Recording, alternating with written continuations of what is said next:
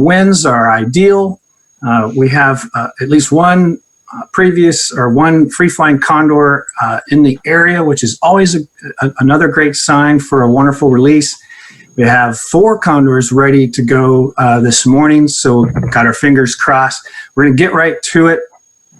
I want to mention that today at 4 p.m. we're going to have another Zoom chat, and it is intended to give a recap of the release today. So we're going to spend maybe an hour, hour and a half. We'll see how it goes, and then we'll let the rest of the release occur on live streaming camera, thanks to explore.org and Ranch Wi-Fi.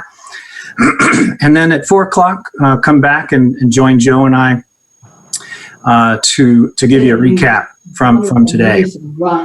Yesterday, we had a really good discussion. Some of you were there, but just as a real quick recap, we talked a lot about the importance of private lands and in terms of wildlife. And in fact, 70% of the best wildlife habitat is in private hands. And so that's why we're so honored to work closely with ranchers and others and other private landowners for the benefit of the California condor. The other thing that's super important for you all to understand, we put out food for these birds at release sites because, well, they're naive and they haven't flown yet, and so they need that extra help. But we also continue to put those calf carcasses out there at the release sites to minimize the threat of lead poisoning. Lead poisoning is the #1 threat to California condor recovery. It occurs through the ingestion of spent lead ammunition. So Ventana Wildlife Society started providing free non-lead ammunition to hunters and ranchers in 2012. And we're very proud of this. It's very strategic. It's very sincere. And we do believe that it's working slowly. But the market is a little slow to catch up. Non-lead ammunition is not as common on the shelves as lead ammunition. So it's going to still be an ongoing problem. And that's why we have to stay focused on it. And lastly, I just want to point out our Condor program has been largely funded by private sources, but in the last 5 years, we have enjoyed receiving significant support from the U.S. Fish and Wildlife Service. The U.S. Fish and Wildlife Service provides the funding for the non-lead ammunition, as well as a private foundation called the Condor Survival Fund. So if you're thinking of making a gift and you don't want it to go to bullets, don't worry. We have funding sources for that.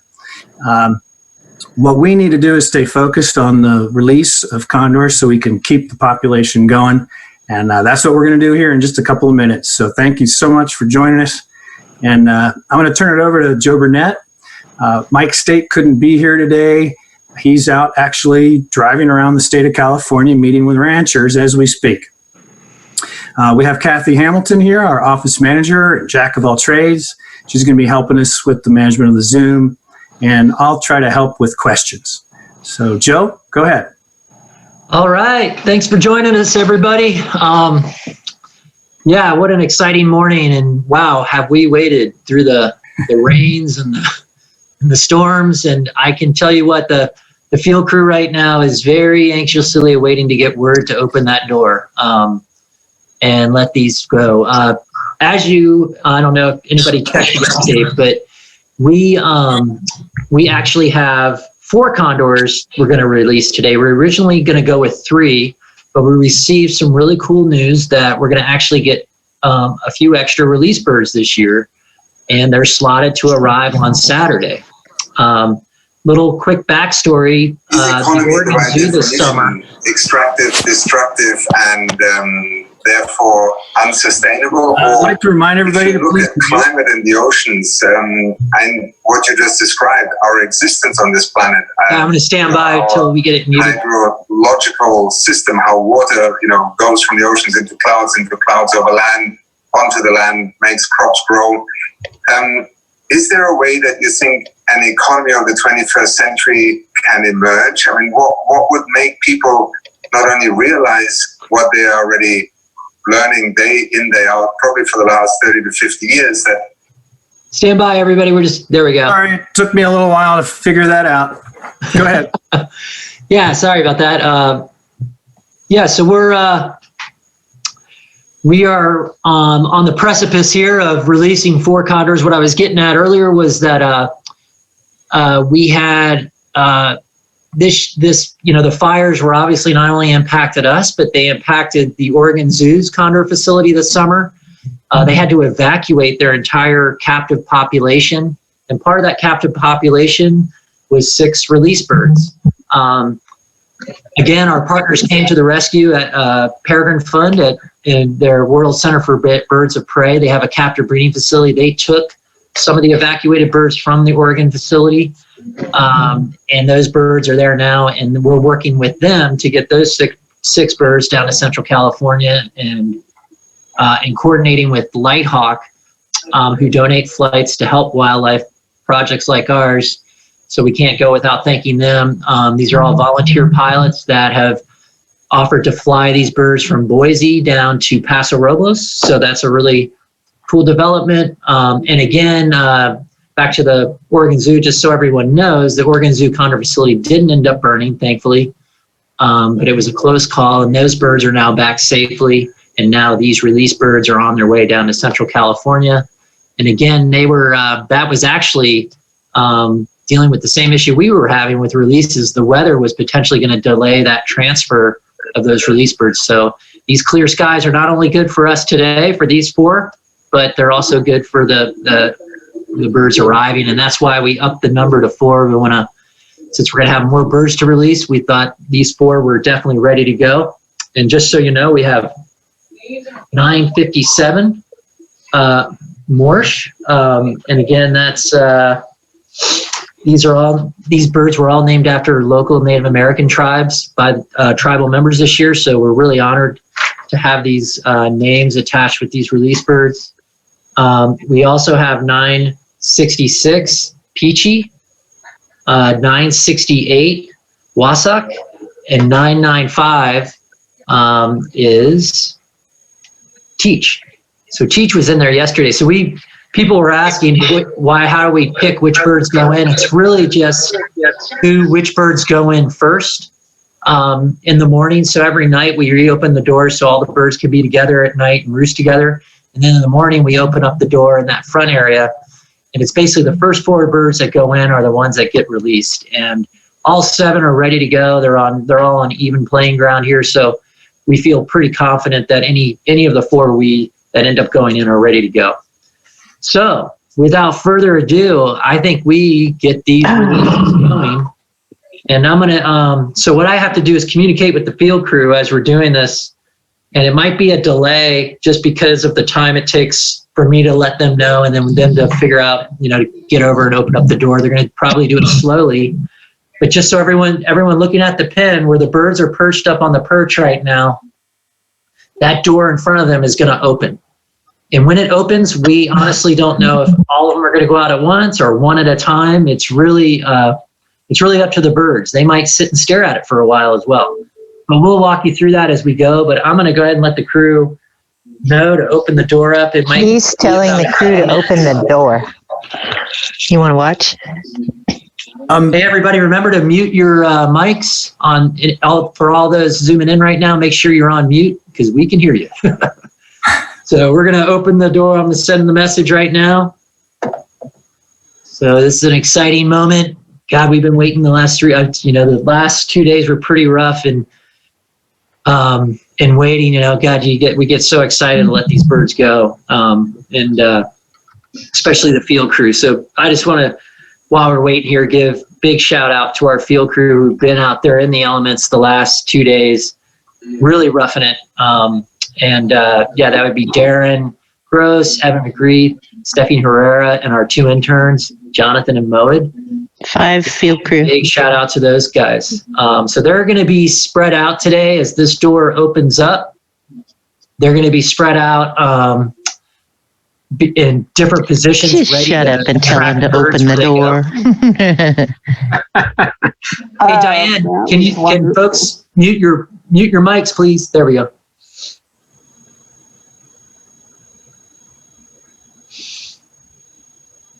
Okay, sorry. If there's a little pause and silence, it's just I'm communicating with the crew.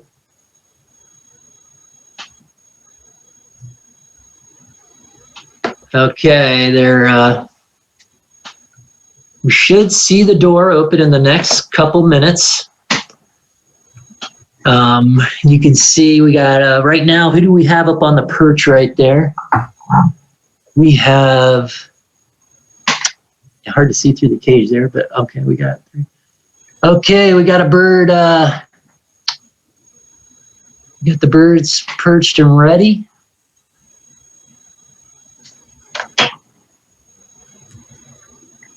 Okay, the crew has received the message, so we should know fairly soon. For those of you just joining us, the Condor release door is about to open. I feel like Kelly, I feel like we're doing a space launch. I know. And with the delay. I feel like it's like the SpaceX launch that just happened. It's pretty cool. I'm pretty excited. This is awesome. Yeah, this is going to be really cool to watch.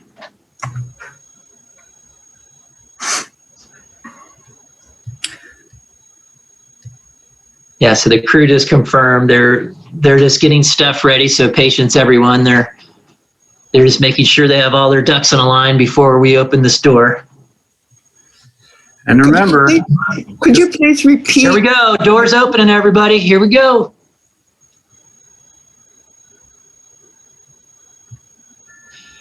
Launch is about to commence. So now, who's going to go out first, you know? I mean, who's going to be that brave young condor to make that first big step? So now you can tell they're definitely excited. They can see what's going on. And what we really ideally want here is for the birds to really take their time. So here this is 995. Teach is in the doorway. Here we go. Teach is looking out. Oh, look. Yep. This is so cool. This is really cool. I'm glad everyone gets to join us in watching this, because so just the amount of work that we do to get these birds to this stage is really, it's just a cool moment.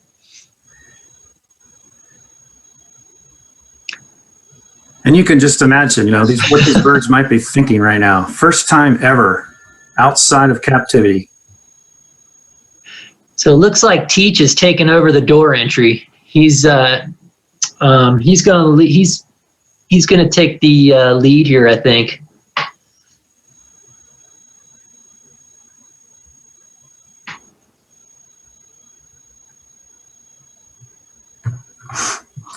Yeah, this is really cool.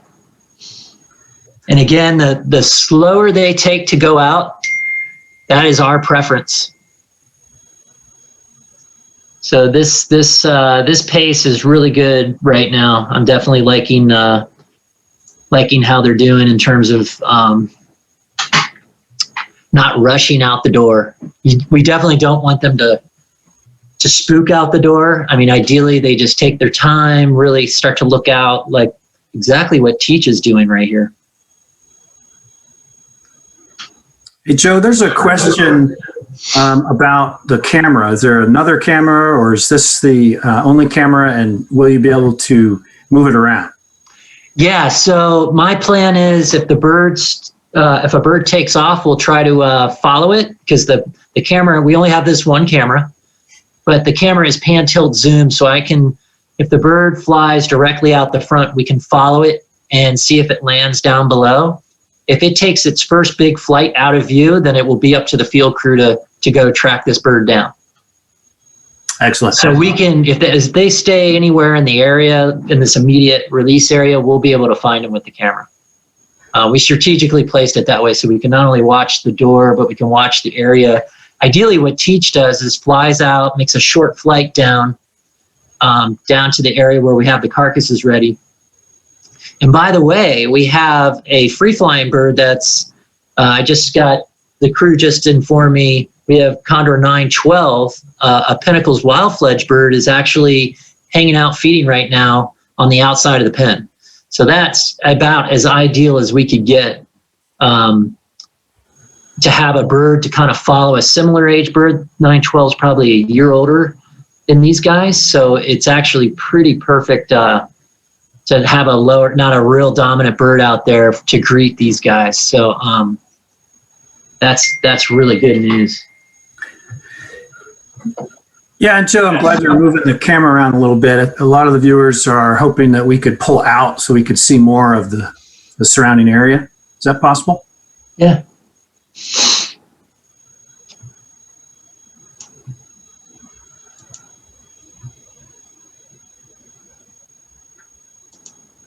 At some point, I'd love to see 912, the wild-fledged 2.5-year-old. Yeah, I'm afraid if I pan over, right, we'll miss the release. So, yeah, I'm going to hold off on that. I'm going to pan out.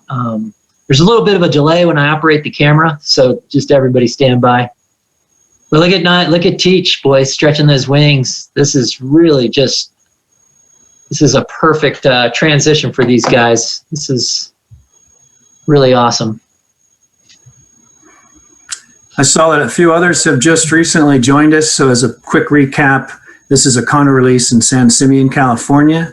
We have 4 birds ready to go.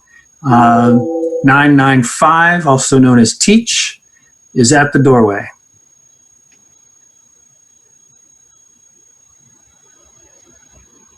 Yeah, I'm texting with the crew right now. Yeah, they said they said Teach is definitely hogging up the doorway there.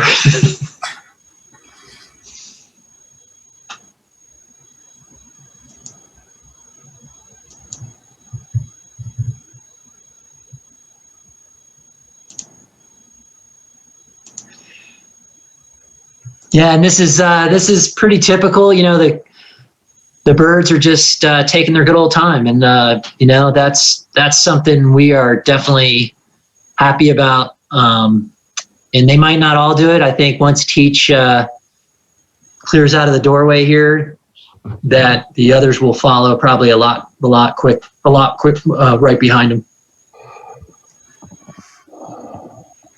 So, Joe, I have a question here from a viewer asking about where the field crew is located. Could you explain a little bit about that? Yeah, so the field crew is they're dispersed around this area, but we have at least 2 biologists in the blind, which in the image you're looking at right now, there's an observation blind at the back of this facility, and it has one-way glass. So we have 2 biologists, possibly a biologist and intern. They're watching through the one-way glass. And they just texted that 912 has actually walked up to the pen and is on the ground. So that again, there's a little delay in my cam operation here. So just everybody stand by. And I think we're going to probably see 995 go here shortly, and we will follow the action for sure. And just to confirm, Joe, all 7 of these condors were raised at the San Diego Wild Animal Park, right? Yes, that's correct.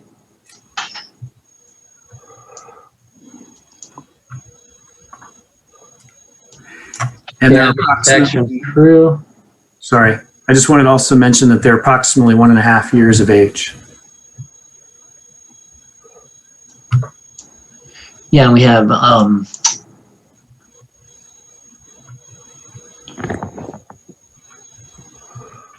so we have another condor out there. Let's see. So there's 912. You guys see 912 down there on the ground? It's pecking beaks with 966 right there through the cage. Uh-oh. Here we go. Here we go, folks. 995 is Teach gonna do it?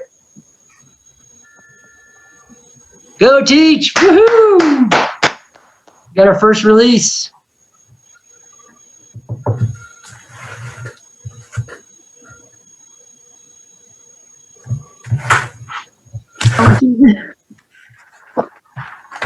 How awesome is that?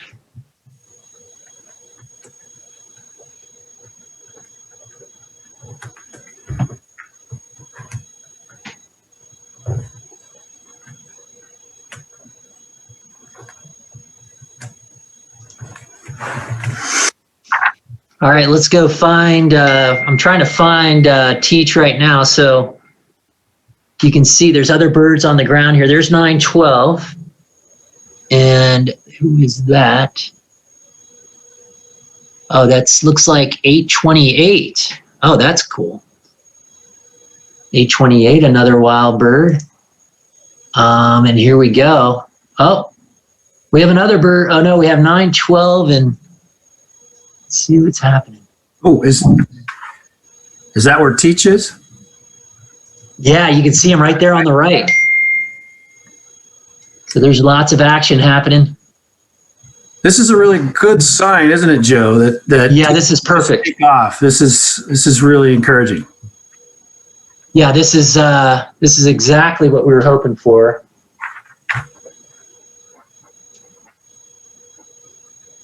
Yeah, so 995. You can see there's he's taking it all in, definitely.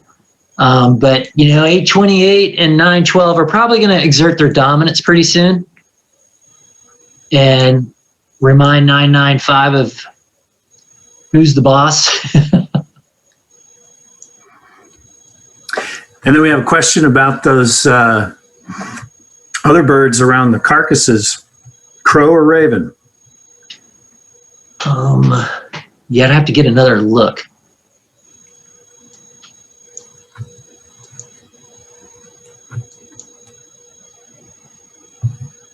I believe we have, sorry, I'm steering the camera right now, guys. Glad you are, There's a Joe. lot going on.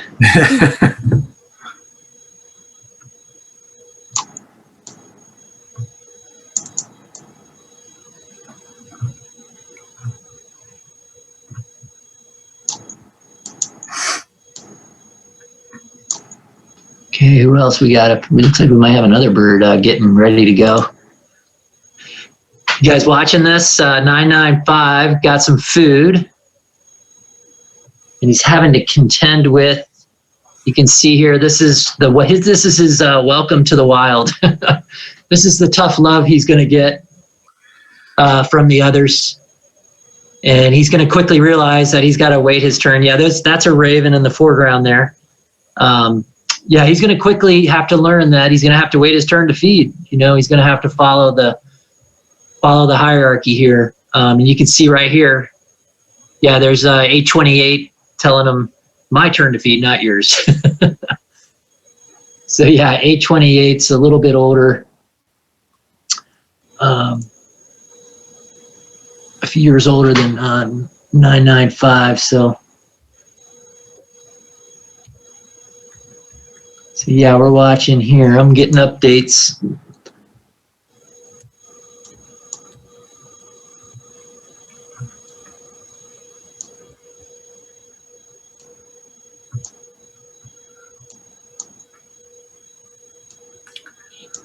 So I'm just exploring around right now. I'm getting updates from the crew. Now here we go. Here's 995.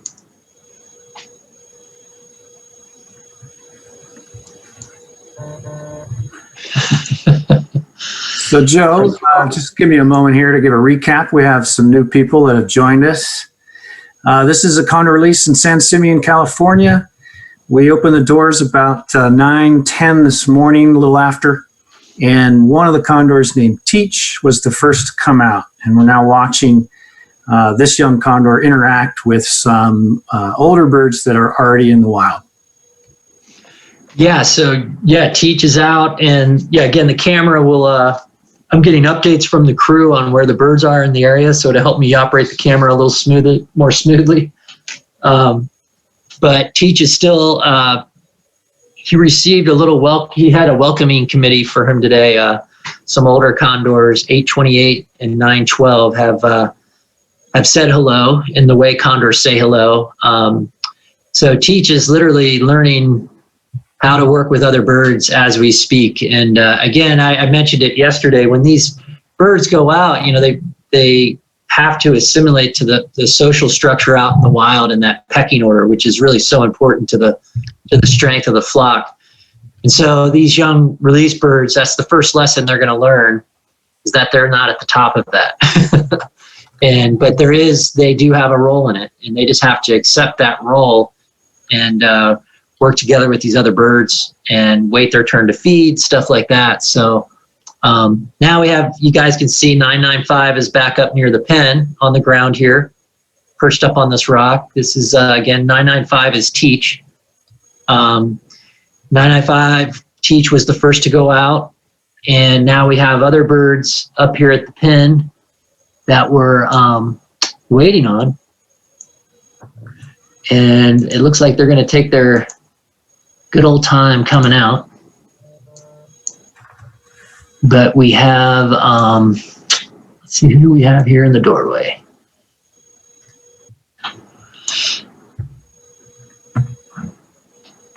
So yeah, I'll get an update from the crew here. Yeah, any other questions, Kelly, coming in? I was just scanning through.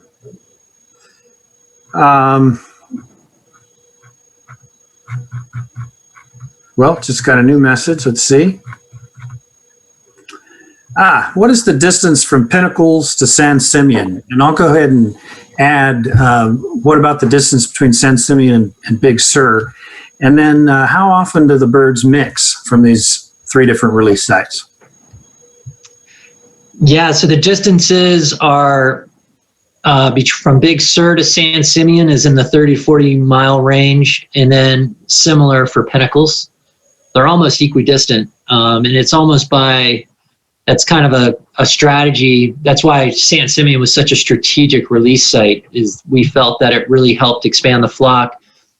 It would not only help the Pinnacles birds, but also the Big Sur birds expand down into this really prime Condor area. There's great habitat around the San Simeon area. That whole coastline boasts a ton of marine mammals. As for those of you who've been to San Simeon, it's famous for the elephant seal colonies, and those actually represent a food source for the condors. So, and just there's historic nesting all over San Luis Obispo County.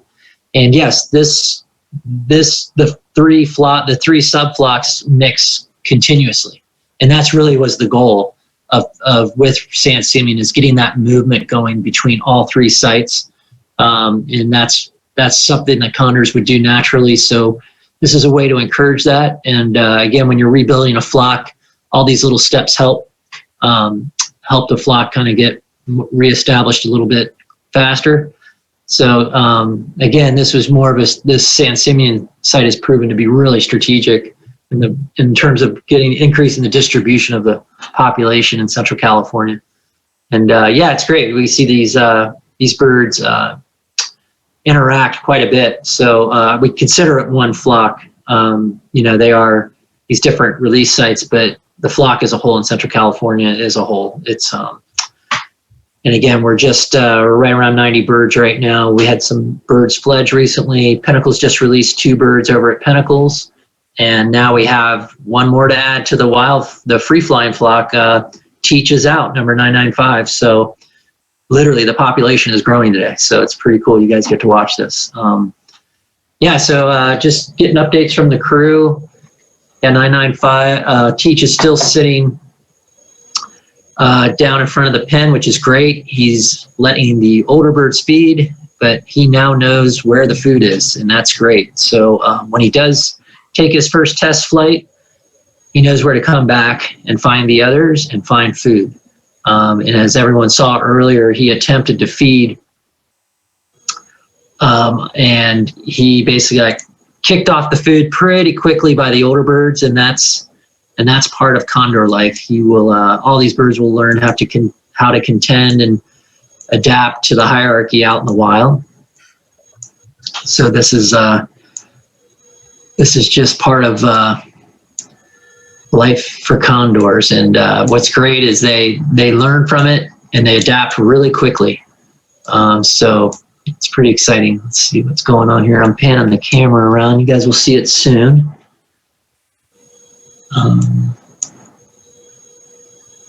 And if you hear me get quiet, it's because I'm just catching up on what's going on trying to keep up with what's going on in the cam.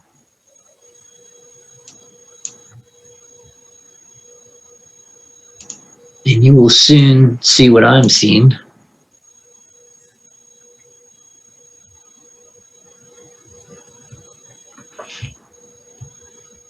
Yes, Jill we're and seeing. Kelly, Yeah. will the birds return to the pen once they leave it? Is one of the questions. Yes, they'll return to the area, the pen area. You know, the biggest goal is to get them back here feeding near the pen. But actually going back into the pen, we potentially will get them to that point. But right now, it's just getting them back to the area, which we feel pretty confident. These birds this is a really tight group. They'll definitely want to be back hanging out with each other. So if this is a good time, I'd like to also address another question. Yeah, go for it. While you're doing that, I'll go ahead and answer it. The question is about the feeding. And do we regularly put carcasses out for the birds? And the first part of that is yes, for the young birds we do, because they're very naive and they they need that extra help until they gain independence. And then the second part to that is over time, these birds, when they do gain independence, find food on their own all over the landscape. And we do not intend to feed these birds in the long run. This is a function of the releases and also a way to minimize the threat of lead poisoning. Excuse me. Go ahead, Joe. Well, I'm just, keep talking, Kelly. I'm busy keeping up with the cam here. There's a lot going on. Yeah, we have 828, as you can see. He's the dominant bird on the slope right now, right here with these other birds. So he's kind of exerting his dominance. But again, his dominance is only last as long until maybe a bird like 566 shows up, Mike's bird, that any of these older birds older than him, more dominant, will show up, and that everything will shift. So I think 828 is just enjoying the limelight here of being able to dominate the carcass. There he is flushing off another bird. Hey, Joe, I just want to make sure we got the gender right for 828. Let me look. Let's see. 828 is... So that's a Pinnacles release bird. In 828, yeah, with 100 birds, it's hard to remember all the genders. Let me get back to you on that. Okay, well, while you're thinking about that, there was a question about, will the pen stay on site? And yes, it is. And the main reason is so that we can retrap the birds later on if they need medical attention or replacement of a radio transmitter, for example, so that we can keep track of their whereabouts in the wild. When we first started releasing condors, we thought having a pen out there was a bad idea, and we tore it all down and we hid it in the bushes. And then we realized that when the birds come back and they need help, we had nothing, we had no way to retrap them. So this has turned out to be an extremely useful technique, and it really doesn't appear to affect the behavior at all of the birds. The behavior of condors is really more about their upbringing and whether or not they're raised by actual condors, or at least in view of actual condors in those formidable first few months. Formative, I should say. Okay, so we have another release door we can open. And so I've been communicating with the crew. It looks like we're going to go ahead and open the lower door. And this is what can happen. We can have our signal periodically gets disrupted, our signal, which gives us internet to this site. So we're on the highlight reel here. It should last. It should just be a short interruption. So stand by, everybody. So yeah, I'm getting updates. Teach is moving around the slope quite a bit. He's navigating these older birds. 828 is a female, actually, and 912 is a male. And again, 912 is a wild fledged bird, fledged over in San Benito County from a cliff nest. 828 is actually a release bird that Pinnacles released a few years ago. And so now, okay, we're back. We got stream going again. So the crew's about to open the lower door, which would be, should get things going a little bit here. Yeah, we're just taking advantage of the calm conditions right now. So we're opening that second door. This is a really ideal time to get these 4 birds out. So anytime you can have really premium weather conditions like this, it's good to get them going.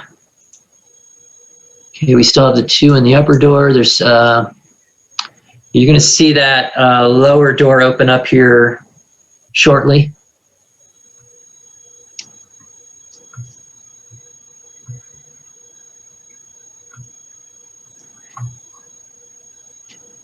And yeah, when these doors initially open, the birds can sometimes get a little bit startled.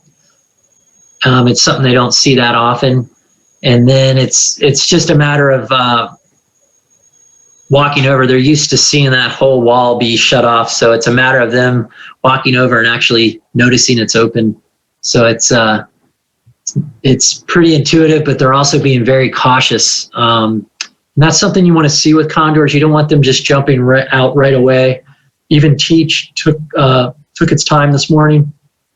He took his time, and that's really what we want. That's just a good approach to have as a condor to anything. Condors are infamous for, if they do find a carcass on the landscape, a wild carcass, they tend to land nearby and watch around, or other scavengers that could potentially predate them, whether it's a coyote or a mountain lion or anything that's down there scavenging that could pose a threat to them.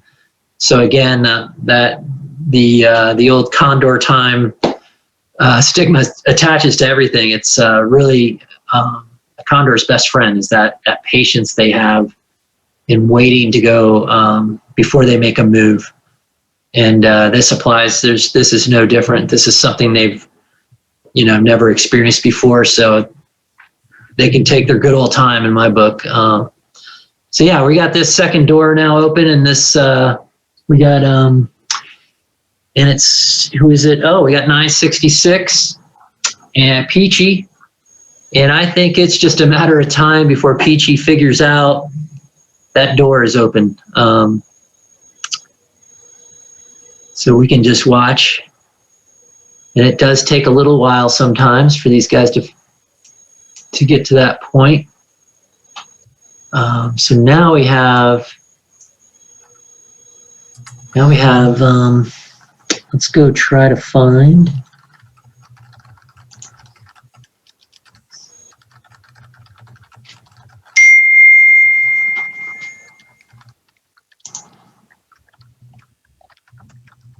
Yeah, we have a lot going on. So the reason I'm quiet is because I'm trying to, I'm fielding text from the crew. They're seeing stuff on the ground that we can't see, and they're trying to help me out in terms of where the areas of activity are.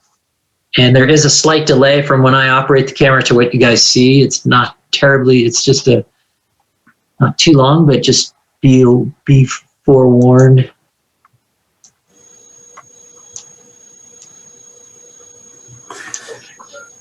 So a couple of you noticed that the birds we attempted to release yesterday are not the same ones today. And I just want to quickly explain why. And that is this first little area here that we're looking at. Oh, here we go, Kelly. Oh, hold on. All right, Peachy's out. I think looks like Peachy took a flight. So I'll get updates from the crew. I have a feeling Peachy may have taken a nice big flight. And I will hear from the field crew here shortly. So again, we have our crew strategically staged around the release site. We have a couple folks in the actual at the actual release pen and an observation blind in the back, and they're looking through one-way glass at the action out in front of them. And then we also have a couple of our crew staggered out to the north and south of the release site. In the event some of these condors take flight, they can track and see where they land. So we've got all our bases covered. So pretty exciting. We have two out. So we have Teach and Peachy out, 966 and 955, a male and a female. Peachy's a female, and 995 Teach is a male. Okay, I'm getting. If you hear the phone, my phone dinging, that's the crew checking in.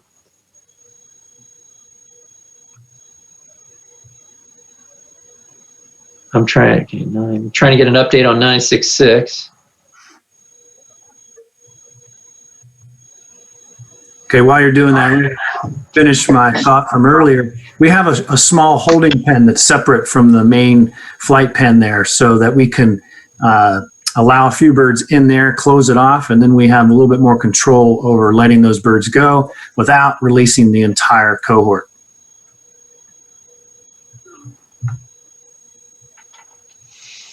Yeah, so the crew did confirm Peachy has taken flight. So they're now tracking down where Peachy landed. Again, it was more of a first flight, but they said all looked well.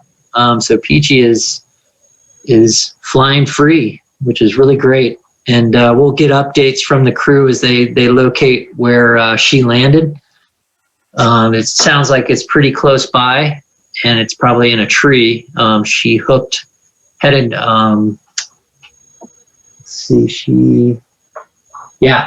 off, and it looks like she headed hooked to the south, which is great. There's a lot of great perching to the south, just south of the release site. So we'll get updates on Peachy, and now we're awaiting the other two. We still have 968 Wasak, and we still have 957 Murish still ready to go. So we're halfway there on the releases today. Pretty exciting. And again, thanks everybody for your patience. This is day 3, and I think it was definitely well worth the wait, because boy, you can see the conditions today are optimal for releases. So I'm really glad we just hung in there, and really big kudos to the field crew. They had to hang in there through all of the inclement weather the last couple of days. So I think they're pretty elated right now, to say the least. You can see there, I've got it now on the last two. I have no idea when they'll go out.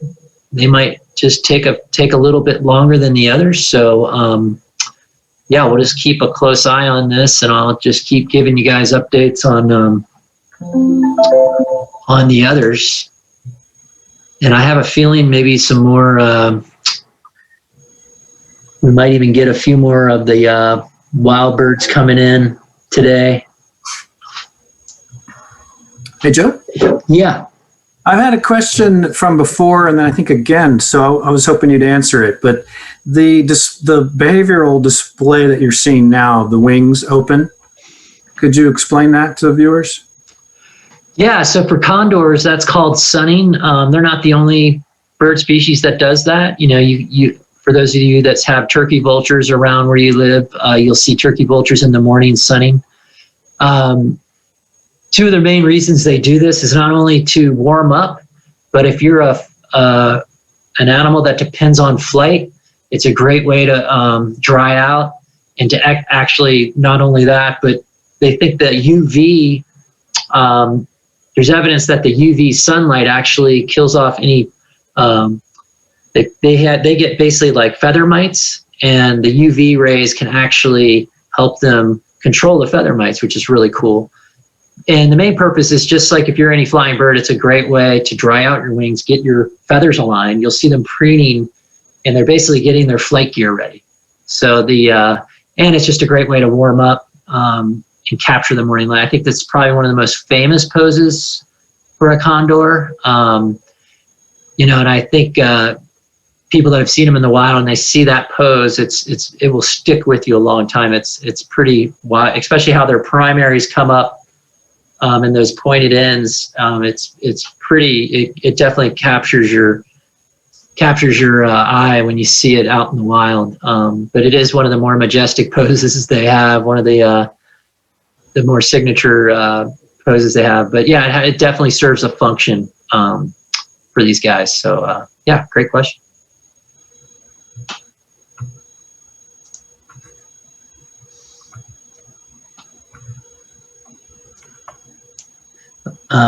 So there's it's really cool. 995 has basically, he took those initial lumps, but he's back at it. He's down here on the carcass now, right next to 828. He's not, he's basically, showing us that he was more than ready to get out there and hang with these birds, because now he's showing, hey, okay, I understand you're at the top, but I'm not going anywhere. So it's a really great sign. This is for this bird Teach. This is really great. This is exactly what we were hoping to see. Just this confidence, despite getting a little bit rattled at the beginning, he's not letting it shake him, and he's ready to compete. So this is pretty awesome to see him, and not only that, to see him feeding at the site. This is number one goal, step one for us. So, and the same for the bird that just took flight, Peachy 966. Our goal now is to make sure she gets back and knows where the food is able to feed with the others. And so, yeah, there's a lot of randomness. You see releases where birds like Teach will just go walk out and start hanging with the other birds. And you have releases where these birds will immediately take off and then they work their way back. So there's a lot of variation, and, there's some, this is a little bit more ideal, but what Peachy's doing is not bad either. It's just a different approach. But again, we're on it, we're monitoring it. We use GPS transmitters, we use radio transmitters to keep track of these birds. So if Peachy takes a bigger flight today, we'll be able to monitor her whereabouts and make sure she's okay. So, and that happens. We have birds sometimes take about a week to get back. So there's, and we've had birds go as long as 2 weeks. So they definitely, fortunately, condors are designed to go, they can go a long time between feedings. And so this is something that, I think by design works well for condors. You can imagine if you were with those big wingspans and you get stuck in a big storm, in Big Sur, we'll get storms that sock in the area for over a week. And so if you're designed like a condor and can't fly in those conditions, their bodies are designed to store food for long periods. They have a crop on their up right above their keel on their chest, and are on their breastplate, where they can store 2 to 3, as much as 4 pounds of meat in there. So they have a lot of reserves they can use. And fortunately, all these release birds have a lot of reserves. They, in a way, have a lot of baby fat still. So that is going to be converted to muscle as they learn how to fly. I was speaking to that yesterday. The only way they develop those flight muscles is by actually flying in the wild. There's really no way to mimic that in captivity, that sustained flight, that endurance they'll need. And so basically these chicks are going to replace all that baby fat with muscle over the next couple weeks. And it's amazing how fast they learn for as big as they are. They learn how to fly, and they learn from each other. These young birds are just absorbing like sponges. Even watching these birds that are like for Teach right here this morning, he's been getting pushed around by these other birds, but at the same time, he will watch them like a hawk when they take off and try to figure out how, oh, here we go. Teach is getting in another scuffle. He's letting them know, hey, I'm not going to get pushed off easy. That's a really great behavior. So, yeah, I'm really encouraged with how things are going. Let's see here. So let me jump in. Yeah. So I think what we're going to be doing here, unless these other two birds come out right away, is probably wrapping up in a little bit and reminding everybody that we'll have a recap at 4:00 on another Zoom, and then we'll also make sure everybody knows how to continue watching outside of the Zoom just through our regular website. But what do you think of these other two birds based on your experience? You think these other two birds will come out soon or take? Yeah, I think they'll come out probably not right away, but in the next hour or two. So yeah, we're going to keep the camera on the release pen, and like as you said, Kelly, people can tune in at 4 to find out what they had. But these other two will probably potentially go out. I just don't know when. But we're going to obviously keep the cam live and glued in on the action. And so, yeah, that's going to be the best way, just to kind of keep the live cam going, and you'll see it when it unfolds. And I also just want to comment, there are people from all over the world joining us today. It is just amazing, the technology. I thought I saw someone from Russia, certainly all over California and all over the United States. So once again, I just want to welcome you and thank you all for joining us.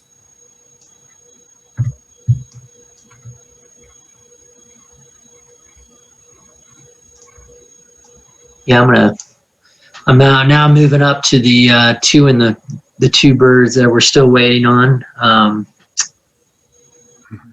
Yeah, who we got here? We got Mirsch 957, 968 Wasek. So yeah, they're definitely these two are definitely checking things out, but it's definitely a lot to take in. So for a couple birds to be a little more apprehensive is totally normal. So and again, if they take their sweet time, that is fine by us. And again, it's all about what's not rushing these birds out. Let them, we want them to do it on their own accord.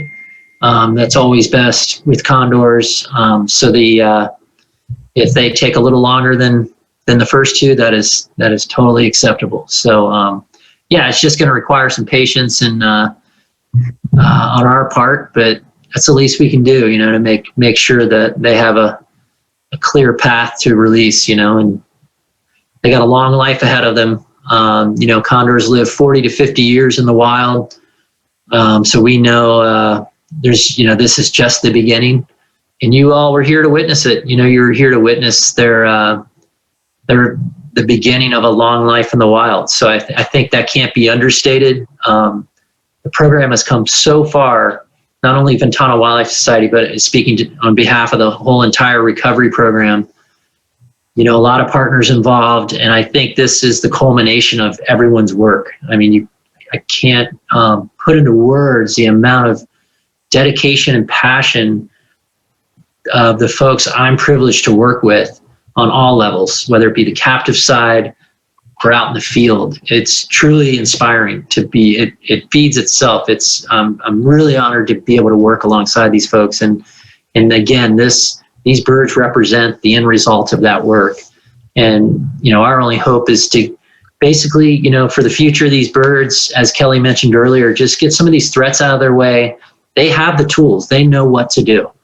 We know that. They've proven the concept, so to speak. These birds know where to nest. They know where to feed.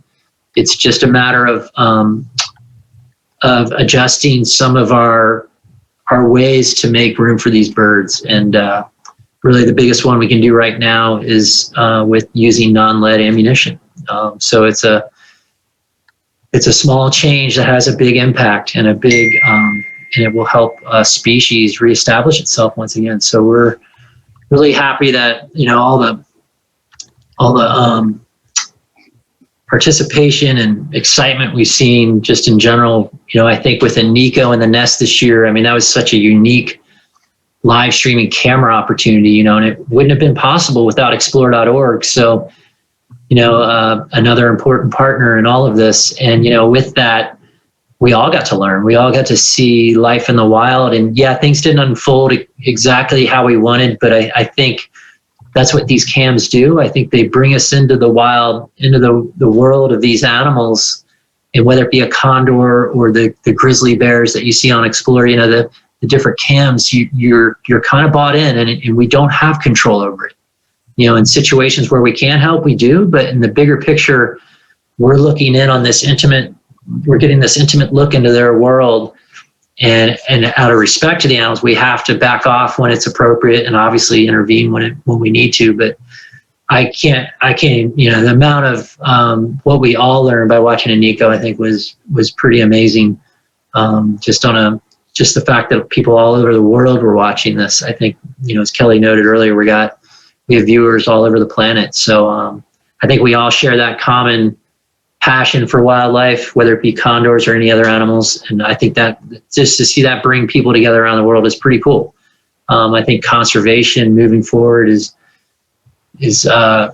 to be put higher on a world level. I think we all know we have to share this planet with these guys, and I think we'll all be better off in the long run if we can. Well said. This exciting day for sure. Yeah, sorry, Kelly, go ahead. No, well said. You said it better. And I just want to answer one more question, and then I'll ask you to, give a recap of how people can watch on any given day. And then again, just as a reminder, if you want to join us for a recap at 4:00, go to our website and sign up for that Zoom chat if you haven't already. The question I want to answer is, what's the status of the current population? And, we always get this question, and it's a very important one, so I wanted to take a minute. As of the end of 2019, there were 518 condors living, of which 337 were in the wild. In Central California, we had 200. And Arizona and Utah, there were 98. Well, Kelly, real quick, you meant for California, we had 200. Sorry. Yeah, California. I'm sorry. I'm not sure what I said. But yeah, so 337 total. And of those, 200 were in the wild in California, 98 in Arizona and Utah, and then 39 in Baja California, Mexico. Of course, there's been changes. There have been new birds added, some losses. So that's a population count as of the end of last year. And we'll get another formal update in January. So again, just want to thank everybody. And Joe, why don't you share with everyone how they can continue to watch? Yeah, so you can watch this live stream on our website, ventanaws.org, or you can watch it on explore.org.